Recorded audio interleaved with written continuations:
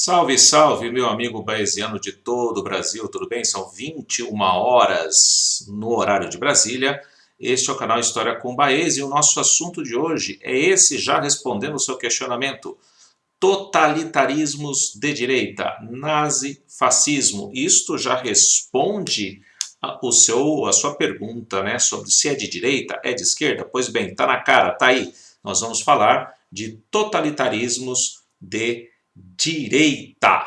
E para tanto, eu convido você a gente olhar com um certo cuidado, com um certo carinho do que é essa extrema direita na Europa. Tá certo? Para isso, a primeira coisa que eu vou fazer é aparecer aqui para você. Olha eu aqui, tudo bem? Que bom que você está por aqui. Vamos falar do período entre guerras. E antes da gente começar, se você já chegou até aqui e você ainda não faz parte, né, desta grande família baesiana, deste grande povo que habita a internet aqui, estudando pelo YouTube Edu comigo, convido você a se inscrever no canal. Inscreva-se agora, escreve já. Escreve agora, tá? Ative o sininho, compartilhe o vídeo, avisa todo mundo que isso aqui está rolando, tá bom? Para você poder aproveitar e poder ajudar mais pessoas também e me ajudar a deixar esse vídeo mais conhecido, tá bom? Vivemos tempos que é necessário a gente disseminar o conhecimento. Sempre é tempo de disseminar o conhecimento, ainda mais para o pessoal aí que está se preparando para os exames vestibulares e para o Enem nesse ano tão atípico. Quem está assistindo esse vídeo em outro momento da história, não sei quando, nós estamos no ano de 2020, em meio à pandemia do coronavírus. Meu amigo, todos em casa, isolados, tentando nos manter saudáveis e seguros. Como eu disse, eu sou Eduardo Baez, este é o canal História com Baez. Se inscreva, ative o sininho, baixe o material. Ali na descrição do vídeo você tem o material para você ter acesso a tudo que a gente vai falar nessa aula, tá bom? Beleza? Vamos falar. Você deve estar me perguntando, por que você não apareceu no primeiro slide? Porque eu não queria a minha imagem junto com a foto daquelas pessoas que ali estavam, tá? Agora já não estou mais, então agora posso aparecer sem problema, tá? Vamos falar do período entre guerras. Estamos falando dele, já falamos do entre guerras na questão da União Soviética, da Revolução Russa e o totalitarismo de esquerda. Existe o totalitarismo de esquerda, que é o stalinismo, que chegou ao poder em 1924. Né? Logo depois da Revolução Russa, Lenin morre em 1924, abre-se uma disputa de poder entre Trotsky e Stalin, e nós temos então a vitória de Stalin e a instalação, até ficou meio estranho, da ditadura stalinista. O que é o stalinismo? É o totalitarismo de esquerda, que guarda muitas semelhanças aí com o totalitarismo de direita, a ideia do Estado forte, centralizado, do poder quase que absoluto do dirigente, do culto à imagem pessoal dele e assim sucessivamente. Mas vamos falar hoje do de direita. Veja, o momento pós-guerra é um momento de crise, como nós já vimos. A crise de recuperação, há uma tentativa assim de recuperação de uma Europa devastada pela Primeira Guerra Mundial, tendo que conviver com os Estados Unidos em amplo processo de desenvolvimento econômico. O capitalismo liberal, ainda vigente, porque ele vai ser completamente detonado em 29, ele vai passar por 3 momentos de crises estruturais. Todas elas têm o mesmo jeitão. São crises de superprodução associado à questão de um consumo que não atende a esta superprodução. O primeiro sinal vem em 1920, é ignorado. O segundo sinal vem em 1921, é também ignorado. E em 1929 explode tudo. Você tem aí o crash da Bolsa de Nova York e tudo aquilo que vai acontecer em virtude da quebradeira generalizada da economia liberal pelo mundo. Isso vai estar diretamente relacionado ao surgimento e fortalecimento dos totalitarismos de direita. Por outro lado, podemos também notar que há um forte revanchismo, sobretudo nas nações que perderam a Primeira Guerra Mundial, por ocasião dos tratados do pós-guerra, que foram extremamente desvantajosos para as nações que perderam a guerra e muito vantajosos para as nações vencedoras da guerra. Em meio a tudo isso, há uma situação que tira o sono da Europa Ocidental, que é a consolidação da União Soviética. A Revolução Russa, ela acontece em 1917. Entre 17 e 21 há uma guerra civil sangrenta na Rússia, que termina com a vitória dos bolcheviques. E em 1922, Lenin, que é o governante da Rússia, consegue colocar todos os domínios do antigo Império Russo debaixo da União das Repúblicas Socialistas Soviéticas. Enquanto o mundo assistia às sucessivas crises do capitalismo liberal, como eu disse, 1920, 1921, 1929, a União Soviética passava, a partir de 1924, fim da Guerra Civil e estabelecimento da ditadura stalinista, a viver um amplo processo de crescimento e desenvolvimento. Então, naquele momento de 1929 especialmente, em que o capitalismo liberal faliu, em que todo mundo que observava aquilo que aconteceu em 1929, quem vivia aquele momento, tinha a nítida sensação de que o capitalismo havia acabado, também tinha a nítida sensação de que era o momento do socialismo dominar o mundo. Por quê? Porque em 1929 os russos podiam olhar para um sexto do planeta Terra, que é o território ocupado pela Rússia, e dizer o seguinte: lembra daquelas teses de Marx que vocês diziam que não funcionavam, que era só teoria, etc. e tal? Pois bem, funcionam. Nós estamos colocando em prática aqui na União Soviética, estamos funcionando e não estamos passando por essa crise que vocês estão passando. Então, naquele momento, na década de 20 e 30, havia sim o real perigo vermelho. O perigo vermelho de que, devido à crise e à falência da estrutura liberal, o socialismo ganhasse espaço. Isso vai acontecer em vários países. No Brasil isso vai ser muito marcante. Na França, nós vimos na aula sobre crise de 29, os socialistas chegam ao poder através de eleições e rapidamente são tirados do poder. E aqui, nas nações europeias de tradição mais autoritária, essa reação vai ser mais violenta ainda contra este perigo vermelho, dando espaço para as ditaduras extremistas de direita, os totalitarismos de direita, como nós vamos ver daqui a pouco, ok? Toda essa situação do pós-guerra, essa crise do capitalismo liberal, levou, no conjunto, a uma descrença no sistema democrático europeu, no sistema democrático liberal. Nos Estados Unidos, o modelo democrático liberal, que nasceu e se desenvolveu ao longo dos séculos XVIII e XIX, se manteve firme. Com a intervenção do Estado na economia, através do New Deal, mas se manteve. Na Inglaterra houve alguns abalos, mas a democracia liberal se manteve também. No caso da França, a situação balançou muito. Nós vamos ver, inclusive, na Segunda Guerra Mundial, que parte da França se tornou colaboracionista da Alemanha nazista durante a guerra. Então, no restante da Europa, onde as tradições sobre democracia não eram lá tão marcantes, como no caso da Itália, da Espanha, da Alemanha, né, essas democracias, o modelo democrático entrou em total descrédito, o que levou então, o que deu espaço para que discursos extremados, discursos extremistas à direita e à esquerda ganhassem espaço em face desse momento de crise. À direita, nós vamos ter o fascismo, a extrema-direita. Importante você entender essa expressão. Nós não estamos falando da direita, nós estamos falando de uma extrema-direita, assim como quando nós falamos de um socialismo ditatorial, nós estamos falando de uma extrema-esquerda. São extremos. Extremos nunca soam muito bem, pelo menos para mim nunca. Né? Então, que características a gente pode observar sobre o fascismo? Eu quero que você preste muita atenção nessas características. Por quê? Porque essas características, elas no conjunto, na totalidade, nos mostram se um governo ele é fascista ou não. Vou repetir. Essas características, no seu conjunto, não sua característica isolada. Por exemplo, exercer censura.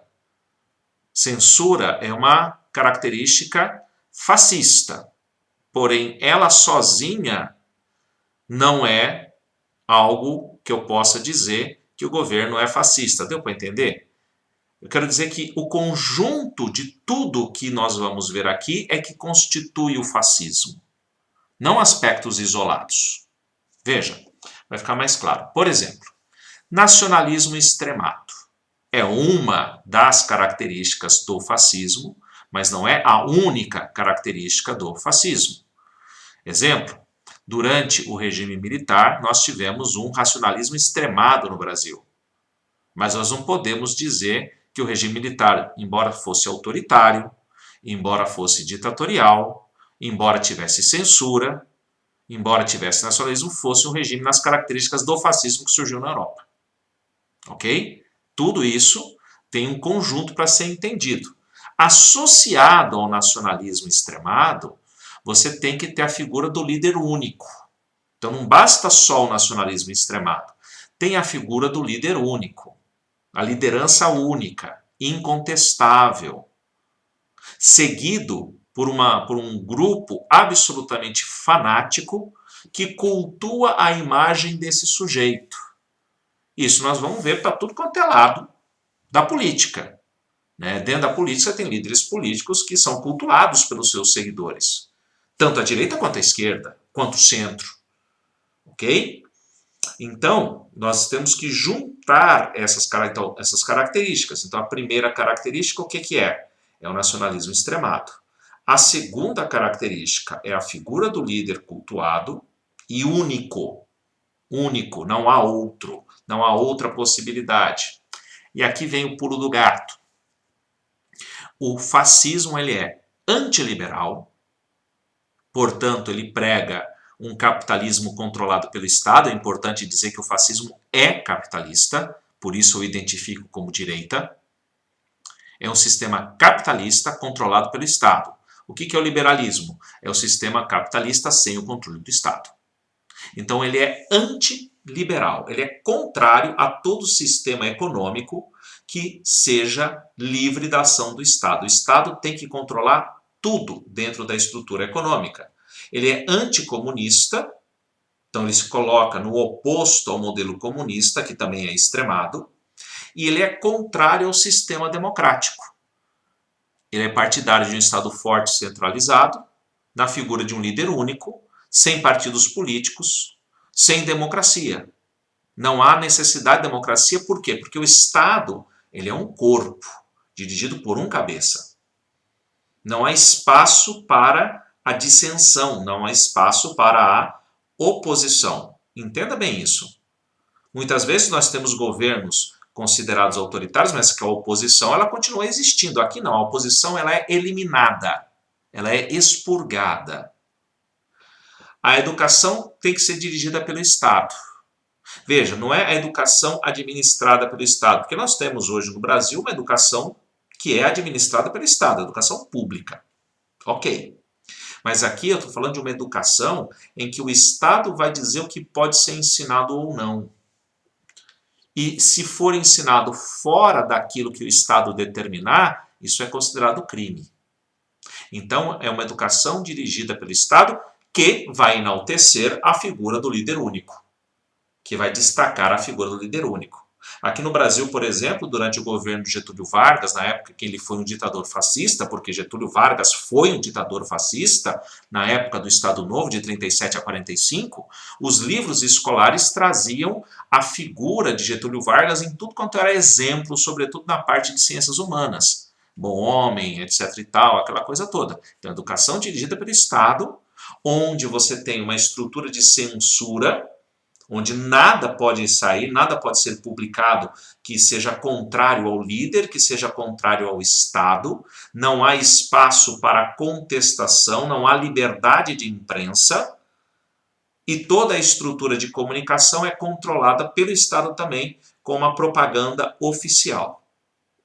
Está pescando como existem essas, como a gente precisa entender com cuidado isso, porque não dá para a gente sair por aí dizendo, tal governo é fascista. Calma, você tem que olhar aqui para as características e ver como essas características se estruturam.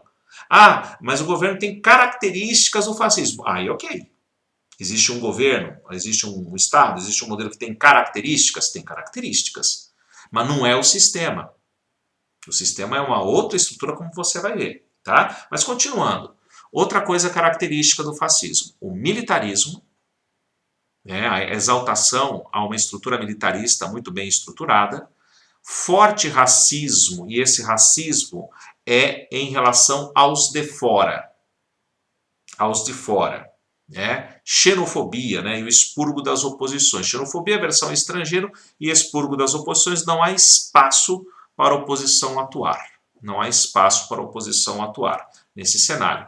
E, por fim, a prática do expansionismo territorial, justificado pela necessidade de crescimento, pela necessidade de expansão. Então, veja, todas essas características juntas, todas, não é uma sozinha, todas juntas, formam o que nós chamamos de fascismo. Isto é o fascismo em suas características.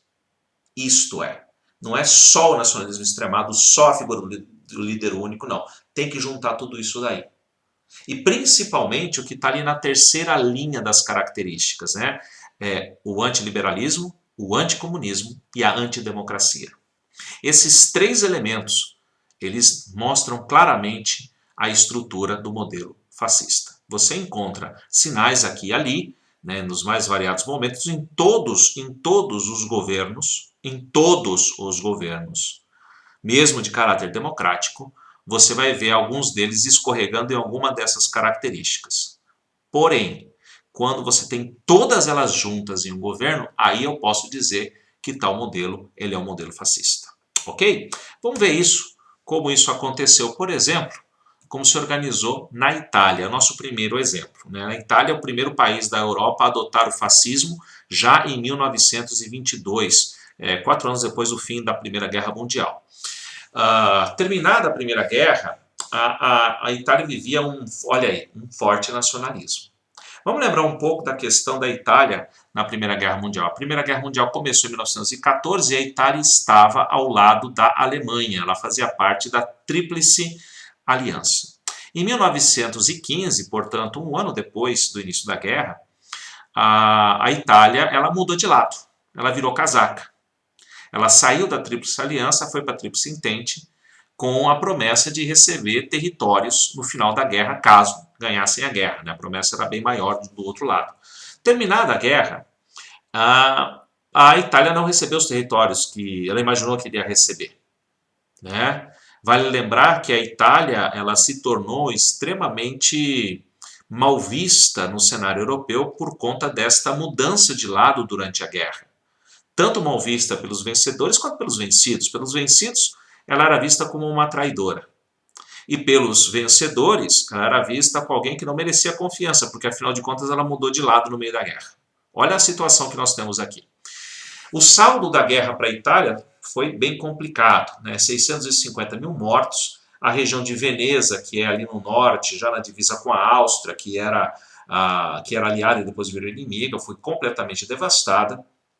Já vinha uma série de questões sociais no contexto e econômicos no contexto italiano que se agravaram ainda mais no cenário do pós-guerra, e como os planos foram fracassados de expansão e crescimento, a dívida externa aumentou consideravelmente e a lira, a moeda italiana, foi altamente desvalorizada.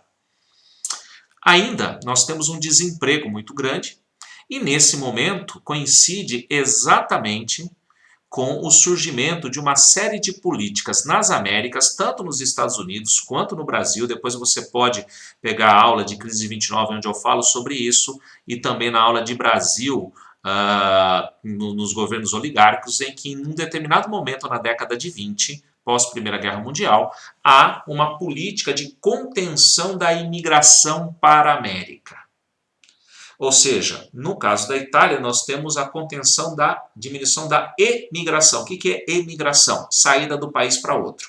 Imigração, chegada no país de outro país. Então, a diminuição da emigração, que dava um certo equilíbrio, porque diminuía a quantidade de pessoas na Itália, fez com que o desemprego aumentasse, porque você começa a ter gente desempregada que poderia ter migrado e não imigrou. Então a crise social ela vai ganhando mais notoriedade ainda. Perfeito? E aí as greves começam a se suceder, os embates sociais começam a se suceder, você tem uma sequência de problemas e convulsões urbanas com saques e pilhagens, gerando uma instabilidade social. As fábricas vão ser ocupadas pelos operários, com aquela ideia de formação de comitês. Dá uma olhada depois lá na aula de Revolução Russa, onde eu explico essa questão dos comitês dos sovietes. Isso também começa a ganhar espaço em 1919 na Itália. Portanto, o ideal da Revolução Russa começa a ganhar força perante a opinião pública, no campo, sucessivas revoltas ainda, e o governo aristocrático, que é uma monarquia nesse momento, não consegue conter a crise. E isso acende a luz amarela na burguesia italiana, na burguesia industrial italiana, nos latifundiários, né, porque todas essas situações que estão acontecendo remetem ao quadro da instabilidade do que aconteceu na Rússia em 17. O perigo vermelho está às portas. Nesse cenário do perigo vermelho é que surge um grupo extremamente ainda reduzido, mas porém organizado, inclusive militarmente, e anticomunista ferrenho. Esse grupo é o Partido Fascista. A burguesia, os latifundiários e mesmo parte da igreja passam a apoiar o Partido Fascista no seu discurso anticomunista, no seu discurso contrário aos ideais do comunismo. Sobretudo vão ganhar apoio da população italiana, porque grande parte desse discurso comunista agora ele era também anti-igreja, e a população era majoritariamente católica nesse contexto. A liderança era do Benito Mussolini. Ele vai levar o Partido Fascista às eleições de 1919, serão fragorosamente derrotados. Isso dá uma lição no Mussolini, sabendo que não bastava apenas o discurso, mas era necessária a organização. Ele reorganiza o partido nos moldes de um exército, inclusive com uniforme, as camisas negras, né? Eles usavam as camisas negras em luto pela Itália. Então, esse é um detalhe interessante, isso que é a coisa da história, né? Vamos usar negro, vamos usar preto, né? Usar cor preta em protesto, em luto por tal coisa. Os primeiros a fazer isso foram os fascistas. Foram os fascistas. Primeiro a dar a ideia de usar luto foram os fascistas. Se apropriaram dessa ideia. Viu só? Olha que coisa doida isso daí. Tá? A gente precisa conhecer a história para não incorrer em alguns erros históricos. Aproveitaram-se, os fascistas se aproveitaram do caos social e da polarização e começaram a justificar o uso da violência contra os grupos de esquerda, apoiados pelos grupos da burguesia. Era a única maneira de conter esse perigo vermelho. E em 1921 eles já contavam com mais de 300 mil filiados. Isso praticamente 3 anos depois do fim da Primeira Guerra Mundial. Em 1922, a esquerda, o Partido Comunista Italiano, convocou uma greve geral que, apesar dos esforços fascistas de conter esta greve, não conseguiu. E isso ficava claro, então, para eles que a única maneira de evitar a ação dos comunistas na Itália seria a partir da tomada imediata do poder. Não obstante a isso, eles, em 28 de outubro de 1922, marcharam sobre Roma e exigiram o poder das mãos do rei Vítor Emanuel III. Mussolini vai ser transformado em primeiro-ministro. Aqui está uma foto para você da marcha sobre Roma. Entraram na cidade os fascistas praticamente sem resistência nenhuma, como você está observando aqui, né? Recebidos muitas vezes até com palmas pela população.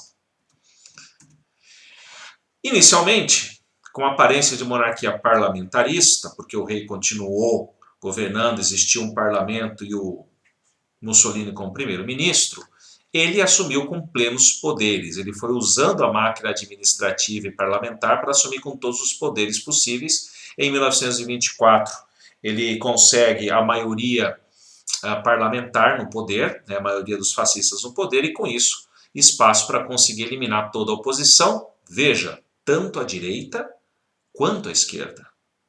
Porque à esquerda você tem os comunistas e socialistas, ao centro você tem os sociais-democratas, e à direita você tem os liberais. Mussolini eliminou todos. Ficou só o Partido Fascista. 3 de janeiro de 25, ele assume como mandatário único, partido único, il duce, il guia do povo, controle estatal de todas as esferas da sociedade. Isto é o modelo fascista. Logo em seguida, uma série de ações acabam mostrando essa estrutura de forma mais evidente. Há uma assinatura do Tratado de Latrão com a Igreja, que é de suma importância para entender o momento no qual a Igreja passa a reconhecer a Itália como um Estado soberano, coisa que ela não reconhecia desde a unificação da Itália em 1871. Em troca desse reconhecimento da Itália como um Estado totalitário, Mussolini institui o ensino obrigatório religioso nas escolas e a Itália, por sua vez, reconhece, o Papa reconhece a Itália como soberana e recebe a autorização para criar o Estado autônomo no Vaticano. Dentro da cidade de Roma, a Igreja volta a ter o seu próprio território. Caracterizada por um forte nacionalismo, corporativismo e militarismo, a Itália vive um período de grande recuperação econômica, nesses períodos, nesses anos seguintes, até o início da Segunda Guerra Mundial, com obras públicas, com o desenvolvimento da indústria armamentista, o desemprego, então, ele vai cair de forma significativa, o que vai colocar a população em grande apoio inicial a Benito Mussolini, e a prática expansionista, como você está vendo aqui. Deixa eu só me diminuir um pouquinho aqui, que eu estou tomando espaço da apresentação aqui. Opa, aqui, melhorou. Já depois a gente arruma de novo. Então você tem aqui uma das ações externas que serão uma das causas da Segunda Guerra Mundial. Veja, a Segunda Guerra Mundial já está aí às portas. Então você tem aqui a região, olha aqui na setinha, ó. Você tem a região do chifre africano e a rota do petróleo, né? A rota do petróleo do Golfo Pérsico para o Canal de Suez. Ao controlar a Etiópia e o chifre africano, que é essa área toda aqui controlada pela Itália, a Itália passou a ter o controle sobre esta rota do petróleo, fundamental para as questões energéticas e da indústria na Europa naquele período. Por isso que esta ação da Itália, juntamente com a invasão da Polônia pela Alemanha e a invasão da Manchúria pelo Japão, são os fatos que desencadearam a Segunda Guerra Mundial. A gente costuma associar a Segunda Guerra Mundial como causa imediata à invasão da Polônia pela Alemanha em 1939. É a principal causa, a causa, vamos dizer assim, mais próxima da guerra. Mas as tensões começam a pipocar em 1936, quando a Itália domina a região da Etiópia e forma com a Alemanha e posteriormente com o Japão o famoso eixo anticominterne, ou eixo anticomunista. A Alemanha e a Itália como sendo a força anticomunista no Ocidente e o Japão como sendo a força anticomunista no Oriente. Não se esqueça que a Rússia vai até a região ali da Ásia, juntadinha ali com a China e com o Pacífico, pertinho do Japão ali, ok? Muito bem, saímos da Itália, vamos falar da Alemanha, da Guerra Civil Espanhola, que aconteceu entre 1936 e 1939, considerado o grande ensaio da Segunda Guerra Mundial. Tudo foi preparado ali. O que aconteceu na Espanha? Veja, a Espanha vai viver duas crises no pós-guerra. A crise pós-Primeira Guerra Mundial e a crise de 29. No cenário espanhol, a Espanha era um país relativamente atrasado em relação à industrialização europeia, só teve a sua industrialização no início do século XX e se manteve a sua monarquia até 1931. Em 1931, a proclamação da República, momentânea, né? Você vai ter república na Espanha. Hoje a Espanha ela é uma monarquia, né? Voltou a ser uma monarquia. A república foi proclamada em 1931 e se estabeleceu ali um parlamentarismo, atenção, democrático e é difícil falar isso, pluralista. Então você tem as mais variadas vertentes, cores e pensamentos na democracia espanhola do pós-guerra. Você tem comunistas, você tem socialistas, você tem sociais-democratas, você tem progressistas, você tem liberais e você tem fascistas. Você tem esse grupo todo, né, circulando em torno do cenário político. E devido ao cenário de crise, o que é que nós vamos ter? Nós vamos ter polarização ideológica. De um lado, a extrema-direita, o partido da Falange, que é o partido fascista e apoiado por grande parte dos oficiais militares. À extrema esquerda, a Frente Popular, que é um conglomerado de elementos ligados ao socialismo espanhol, ao modelo socialista espanhol. Dessa forma, né, a Frente Popular ela termina em 1936 vencendo, né, as eleições parlamentares. E ao vencer as eleições parlamentares, essa falange, né, o grupo aí da extrema-direita, ela não vai aceitar o resultado das urnas. Não se esqueça que a falange era apoiada pelos principais chefes militares espanhóis. Os militares espanhóis, eles já há algum tempo vinham vivendo um certo grau de descontentamento com o governo e com o Estado espanhol, sobretudo a partir do final do século XIX, quando a Espanha foi derrotada pelos Estados Unidos na Guerra Hispano-Americana e perdeu territórios como o Havaí, como Porto Rico e mesmo as Filipinas. Depois você dá uma olhadinha aqui no site também na aula sobre imperialismo japonês e norte-americano, onde eu falo um pouco desta guerra hispano-americana.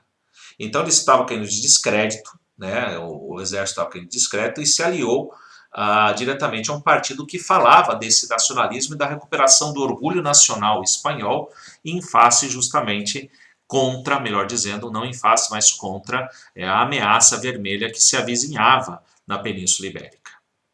A Falange, com apoio do exército, dá início a uma violenta guerra civil após o golpe de Estado e tomada de poder do Francisco Franco, porque a Frente Popular vai pegar em armas e não vai aceitar essa intervenção de imediato.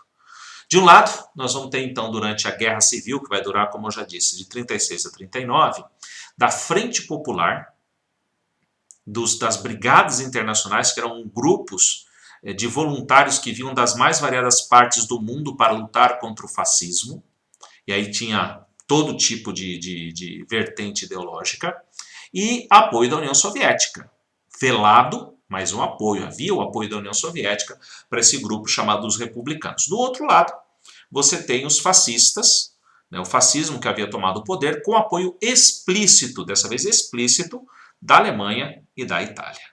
Aqui você tem, deixa eu apagar minha imagem aqui que está meio estranha para você agora, tá? Aqui você tem algumas propagandas da época, e essa propaganda dos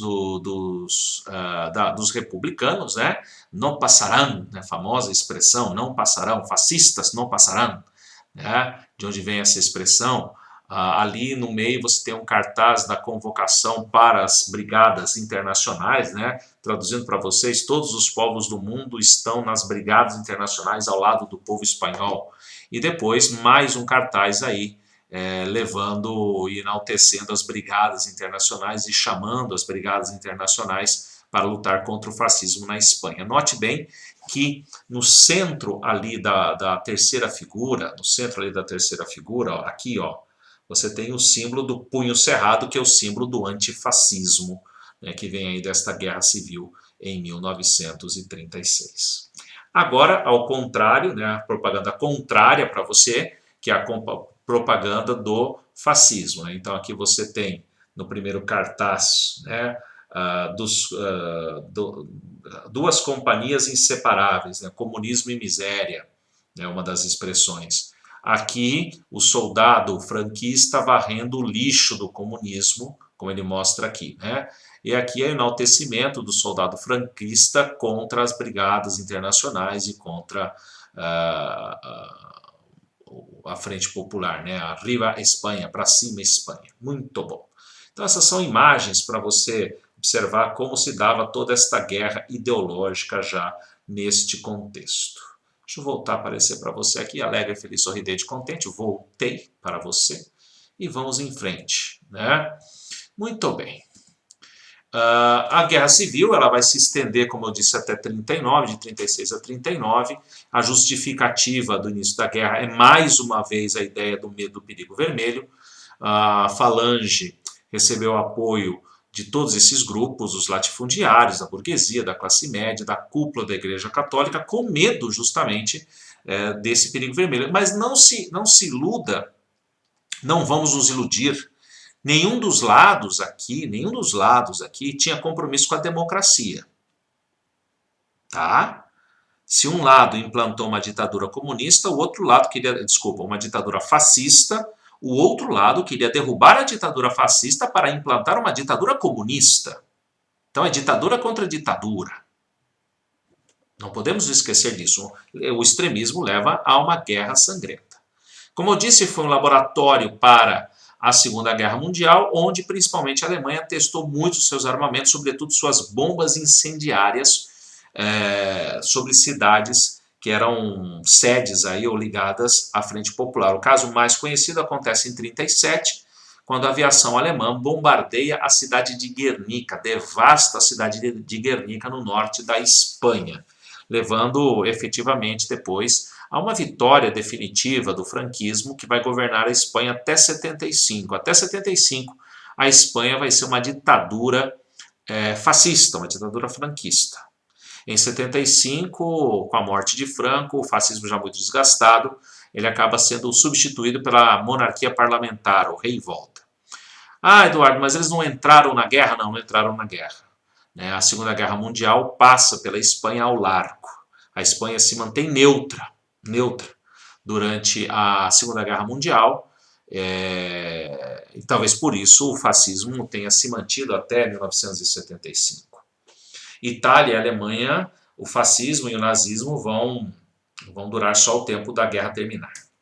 Aqui está para você o quadro de Guernica, não vou nem mexer comigo, vou vir um pouquinho para cá, pronto, aqui fica mais fácil de lado.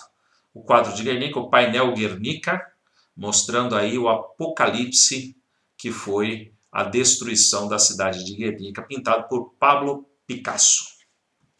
Saímos da Espanha, vamos para a Alemanha agora, o nacionalsocialismo. Mas, professor, socialismo é de esquerda. Calma, vamos entender agora com calma. De uma vez por todas. Não se esqueça que o próprio consulado alemão teve que dar aula para nós brasileiros de que nazismo é de direita. Mas tudo bem. Derrota na guerra.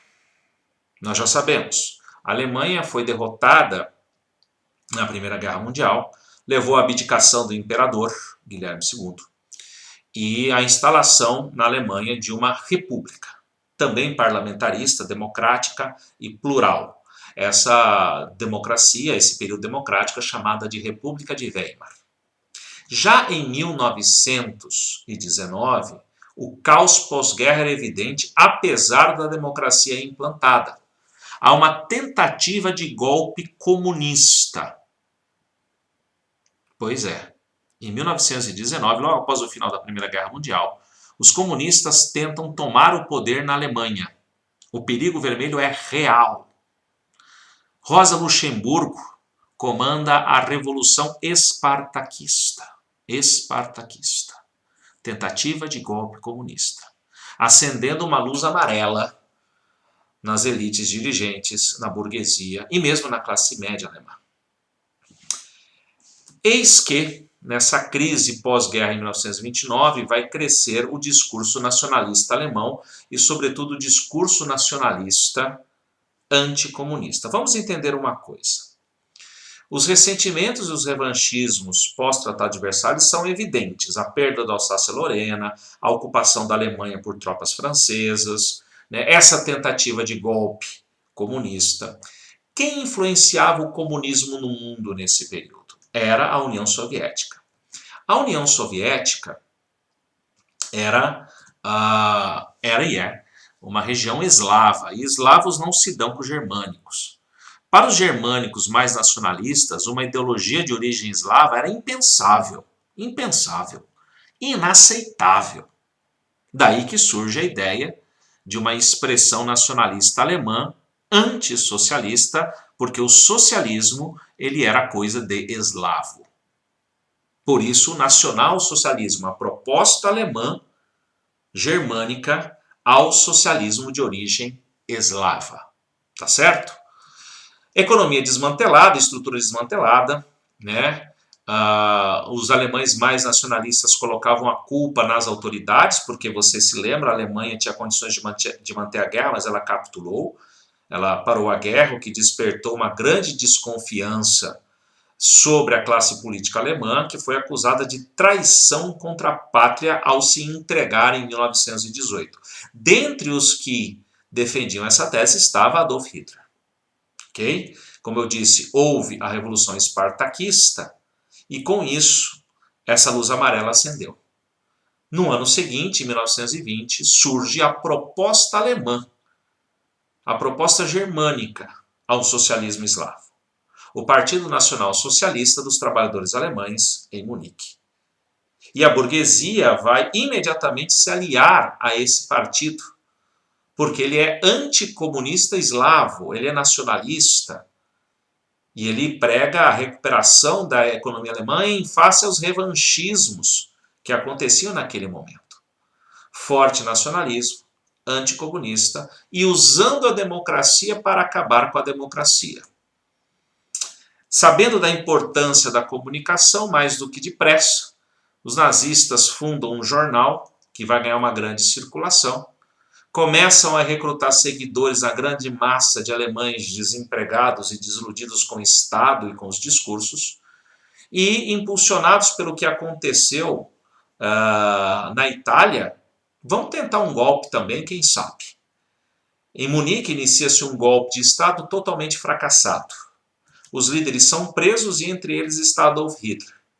Nesse período da prisão, pós-golpe de 23, o partido nazista entra em decréscimo. Já ninguém levava muito a sério. Agora, então, com a liderança presa, né, ele entra em decréscimo, praticamente quase que é extinto. Da cadeia, Hitler reorganiza o partido e escreve Minha Luta, que são as bases da doutrina nazista. E o que traz esta doutrina nazista? Primeiro, o nacionalismo extremado, como eu já disse, associado a uma política racista antissemita, no qual os judeus são acusados de serem os grandes culpados pelos males da Alemanha. Até hoje não é muito bem explicado isso dentro da mente de Hitler, né? Era o fator de corrupção do povo alemão. E com isso, a partir desta ideia, Hitler desenvolve o conceito da superioridade da raça ariana, que deve se unir na chamada Grande Alemanha. Os alemães, os germânicos, não devem estar espalhados pelo mundo e sim se unir na Alemanha para a formação da grande nação alemã do chamado Terceiro Reich. Para tanto, vai ser necessário espaço. Então, é necessário também tomar territórios que sejam obsoletos ou improdutivos nas fronteiras alemãs. É a teoria do espaço vital. Áreas que são dominadas ou que são povoadas por maioria alemã, de origem germânica, melhor dizendo, devem estar ligados à Grande Alemanha e não a outras nações. E isso justifica o processo expansionista. Veja que, com isso, na Alemanha, a recuperação econômica entre 1924 e 1929, ela vai acontecer. Porém, em 29, essa recuperação econômica ela se retrai, porque grande parte dessa recuperação econômica se dava em empréstimos feitos pelos bancos norte-americanos aos bancos alemães, com a garantia do governo norte-americano que eles seriam ressarcidos caso houvesse algum problema. Porém, o governo norte-americano, em 1929, com a crise, retira todas as garantias. E, consequentemente, o dinheiro não entra mais na Alemanha, levando a uma nova crise econômica e social, e fazendo com que o número de desempregados pule entre 29 e 33 para mais de 6 milhões de pessoas. Miséria social favorece o discurso de polarização. Em 1930, os nazistas elegem 107 deputados e os comunistas 77. Eles detêm a maioria do parlamento. Era difícil governar com os nazistas, era impossível nesse momento também governar sem eles. Apesar disso, Hindenburg, um elemento aristocrático, moderado, vence as eleições presidenciais em 1932, mantendo seu cargo de chefe de Estado. A ação dos nazistas no parlamento é muito forte, sobretudo causando ingovernabilidade, travando pautas de votação. Como eu disse, difícil governar com os nazistas, impossível governar sem eles nesse momento. E, para aplacar os ânimos e, sobretudo, ganhar espaço dentro da administração, Hindenburg convida Hitler para assumir a chancelaria, que seria ser o primeiro-ministro. Então ele é convidado, ele assume a chancelaria em janeiro de 1933 e agora com o poder de governo ele consegue expulsar e eliminar a ação dos comunistas, o seu primeiro alvo. O misterioso incêndio no parlamento é atribuído aos comunistas, o que justificaria a cassação do partido. Na realidade, o incêndio foi feito pelos próprios nazistas. O Partido Comunista é colocado fora da lei e as leis começam a surgir através de ações parlamentares para restringir as liberdades individuais. Associado a isso, a polícia secreta nazista, que agora é alçada à condição de institucional, a Gestapo tem ações diretas na repressão a todo e qualquer inimigo do Estado. Em 5 de março de 1933, Hitler assume com plenos poderes, dissolvendo, agora de vez, todos os poderes concentrados nele, dissolvendo os partidos políticos e substituindo a bandeira nacional alemã pela bandeira do Partido Nazista. Está instalado um governo único. O próprio Partido Nazista foi depurado. A Noite das Facas Longas, logo em seguida a esse episódio, faz com que vários membros considerados dissonantes ou dissidentes no Partido Nazista sejam executados. É o período de grande expurgo. Todo aquele que apresentava qualquer tipo de desvio ou de dúvidas em relação à ação do partido foi eliminado na Noite das Facas Longas. 34. Hindenburg, presidente, chefe de Estado, morre e Hitler assume o cargo de presidente e primeiro-ministro ao mesmo tempo. Ele se torna o Führer, o guia do povo alemão.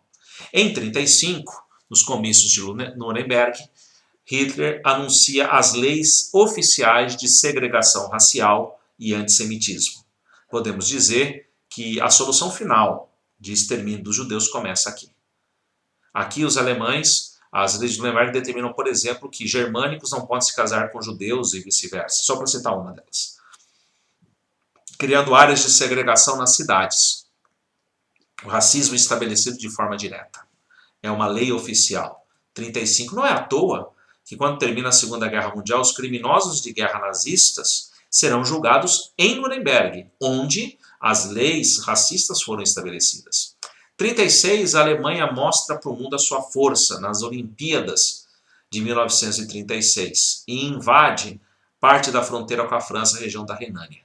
Nas Olimpíadas de 1936, acontece um fato, Então aqui as imagens do comício de Nuremberg, deixa eu só mudar meu espaço para cá, assim você me vê um pouco melhor. Olha só, deixa eu vir aqui, vou ficar aqui que fica mais fácil para eu falar para você.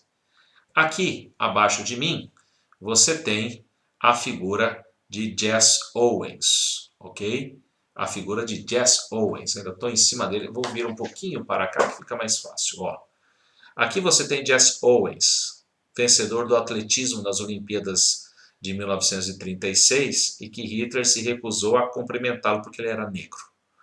Ao fundo você tem um atleta alemão com a saudação nazista que ficou em terceiro, que se tornou um grande amigo de Jesse Owens. Depois assista um filme chamado Raça, que conta a história dele e das Olimpíadas de Berlim.